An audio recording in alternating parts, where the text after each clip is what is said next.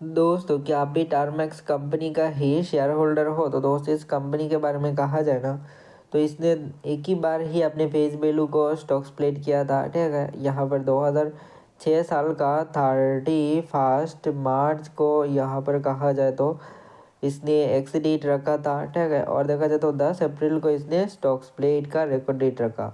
तो देखा जाए तो 10 डेज का डिफरेंस है, समझ रहे हो। तो 10 डेज के बाद ही इसका स्टॉक स्प्लिट हुआ था शेयर्स में।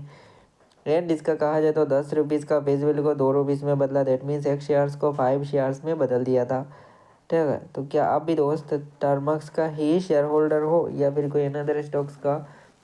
कमेंट करना ज़रूर दोस्तों। और ये वीडियो सिर्फ एक इन्फॉर्मेशनल पर्पज़ के लिए है, कोई भी इन्वेस्टमेंट एडवाइस नहीं है, ठीक है। तो क्या आप भी इसी का ही शेयर होल्डर हो या फिर कोई अनदर स्टॉक्स का? कमेंट करना ज़रूर। तो फिलहाल आज के लिए इतना ही। May God bless you, good bye.